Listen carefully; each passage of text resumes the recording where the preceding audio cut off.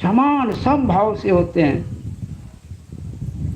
सबको एक दृष्टि से देखते हैं और ये अपने पैनी दृष्टि से देख रहे हैं, यानी दिव्य दृष्टि से देख रहे हैं कि वहाँ के सब फूल सफ़ेद ही सफ़ेद थे और वास्तविक सब फूल सफ़ेद थे, कोई फूल लाल नहीं, सब सफ़ेद थे।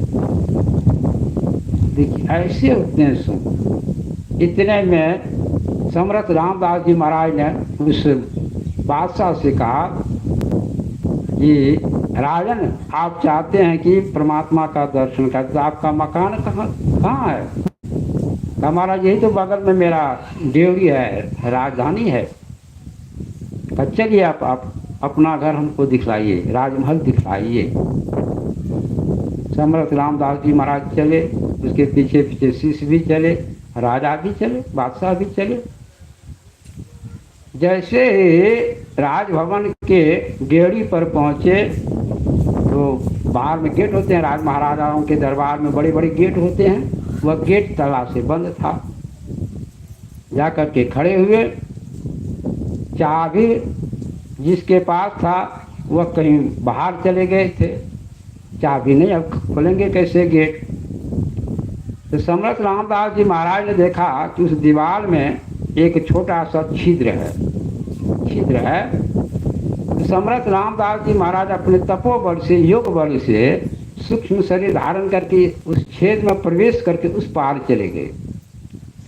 और जो ही उस पार गए तो अपनी शक्ति से अपने सेवक को भी ले आए, अपनी शक्ति लगा दिए।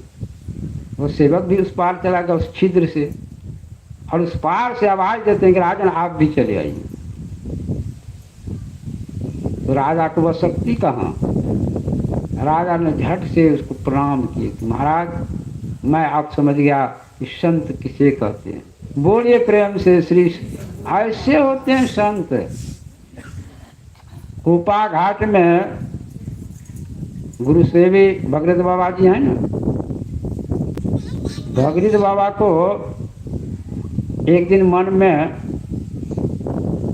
हुआ कि संत कैसे होते, उनका दर्शन करते। भगीरथ महाराज जी कुपा घाट में थे और गुरु महाराज ने अपने दिव्य दृष्टि दे दिए भगीरथ बाबा को। और उसी समय चारों भाई जो भी सुन रहे थे, सनक नंदन, सनत कुमार, सनातन, चारों भाई आकाश मार्ग से जा रहे थे और भगीरथ बाबा को दर्शन करा दिए। भगीरथ बाबा दर्शन कर रहे हैं, उधर चारों भाई को देख रहे हैं, अपने विमान पर आकाश मार्ग में अस्थिर हैं। और इधर गुरु महाराज भी देखते हैं कि ध्यान में मग्न हैं, ध्यान में बैठे हुए हैं। चारों भाई उतरे, कुपा घाट में गंगा स्नान किए और फिर अंतर ध्यान हो गए। तो गुरु महाराज कहते हैं भगीरथ बाबा से, संत का दर्शन हुआ? कहाँ हुजूर, आप तो संत का दर्शन हमको करा दिए। कहा ठीक। अब उनके मन में और अभिलाषा बढ़ने लगी कि गुरु महाराज ने हमको तो संत का दर्शन करा दिए, लेकिन एक बार जमराज का दर्शन करा देते। मन में होने हुआ जमराज का दर्शन करने की जो मरने के समय होता है, पहले नहीं होता है। जिसका समय पूर जाता है तो वही जमराज आते हैं ले जाने के।